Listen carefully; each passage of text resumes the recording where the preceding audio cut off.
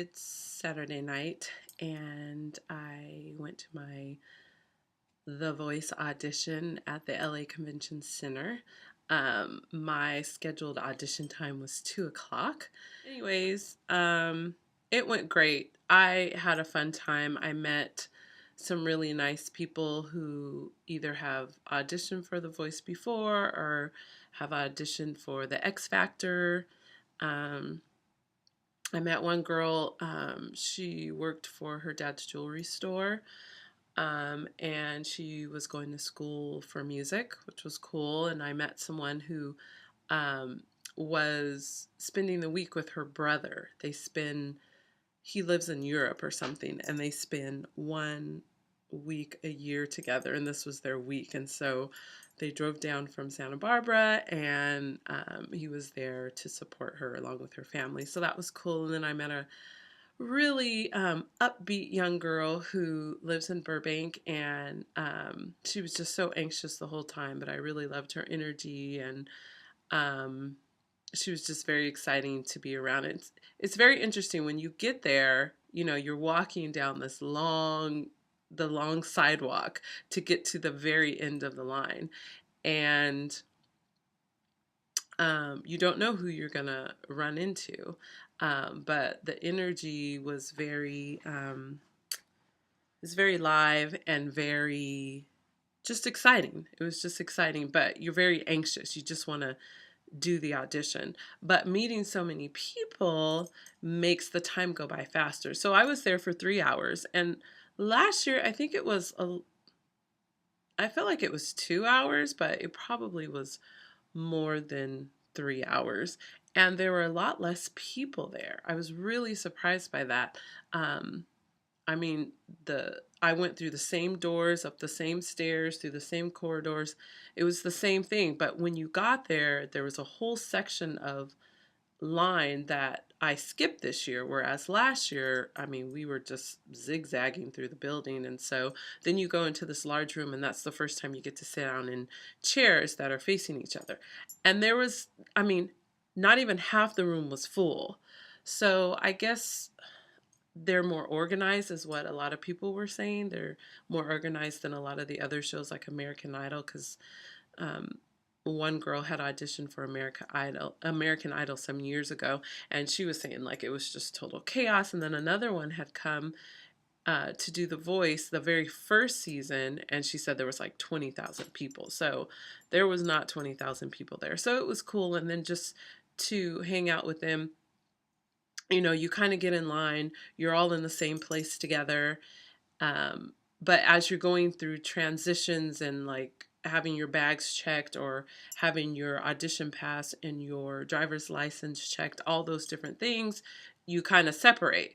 But we all ended up back together again. So it was really interesting, and we ended up all getting to hear each other sing. So once you get into the building and you go through a bunch of lines and they check you in and you sign your release form and you sit down, you end up in a group of 10. And then they start counting singers off. Okay, I need 10 singers. And then they send you into, they actually sent us into the hallway, we didn't do that last year, but you were in a hallway and you would stand between these two pieces of tape with your 9 other people, and then you would move up, and then you'd move up, and then they would take 90 people, and then you would go into the hallway with your 10, and they took off your bracelet, and you were just waiting. You could hear people singing in the rooms, and everybody's in lines of 10 waiting to go into the room. To go into the room. Obviously, there were 10 or 9 other singers in the room, and then there was a lady at the table just like before. I felt like it was deja vu, because I remember being like the 6th or 7th person to go in the room, and that's what I was again, the 6th or 7th person. And I remember the very last girl was a white girl who had like a tight short dress on and belted, and last year she was the only one that got chosen, and she sang Summertime. I was like, what up? So same thing. I was the 6th or 7th person in line, and there was a white girl. She was actually from Sydney, Australia, and she had a short little blue dress on, which was really cute. It had all this like jewelry beading hanging in the front, but it was short, it was tight, and she totally like belted. She did a Christina Aguilera song, which a lot of people in line were like, don't do a Christina Aguilera song because Christina Aguilera doesn't like it if somebody sings her song and they sound better than her. Like, she's not going to love that, right? So anyway, so we go into the room, and what was different was last year the chairs were up against the wall, but these were like in the center of the room. So you sat, there were like 5 on this side, 5 on the other side. So you sat down, and then there was a piece of tape on the floor, and she would call your name randomly. You would come to the line, and then she um, ask you your name and ask you where you were from, and then ask what you were going to sing. And then she'd say, let's hear your song. So anyways, I was probably like the 5th or 6th person. Now what I noticed was 2 or 3 people into the audition, the guy who brought us into the room came into the room. He was in the back of the room, and he gave her this signal. Now, I don't know if that meant, there's no more people coming, because there was no more people who came in after us, or they were done for the day. Okay. So everyone gets up, and I'll tell you, out of the 10, there were 2 really strong singers. It was the girl from Sydney, Australia, and me. Okay. Then there were other singers that were really good as well. The one girl from Burbank,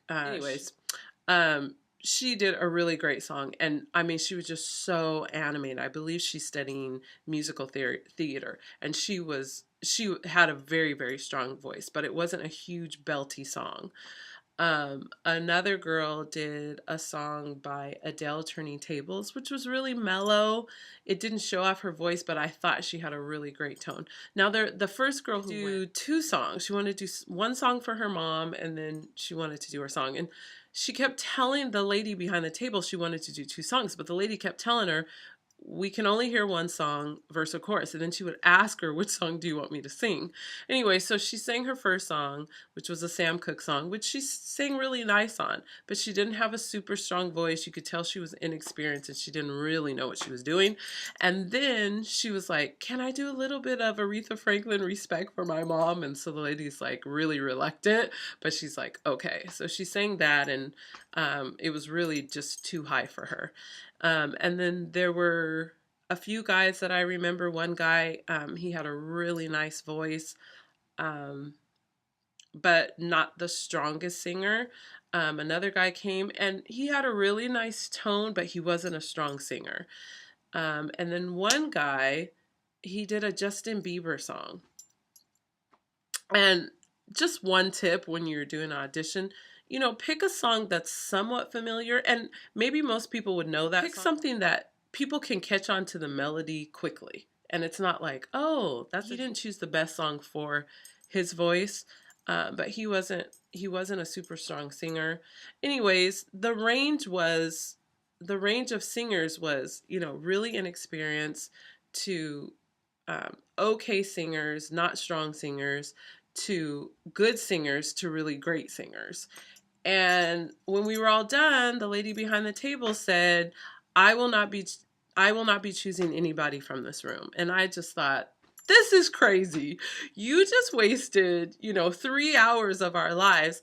And I guarantee you they knew before we walked into that room that they were not going to take anybody else, because there's no way out of that range of singers that not even 1 or 2 people were chosen out of the room. So needless to say, last year I did it because I thought it was fun. This year I felt like everything was so right. I felt like I chose the right song. I felt really good about the audition. I wasn't super nervous. I knew what to expect because I had done it before. In fact, I was telling a lot of people in the line, this is what happens. When you go into the room, you're going to be singing for other people, all of that. I was telling people a lot of stuff from what I remembered from last year. So it was just crazy. I wish that they would just tell you what they were looking for at that moment, at that time. Yeah, so I was bummed. Needless to say, I was bummed, but I just have this, I have to do it again. I have to do it next year. And I think next year I'm going to send in a video instead of going there. And I don't know if that'll make a difference, but I think sending in a video sooner than later might be better.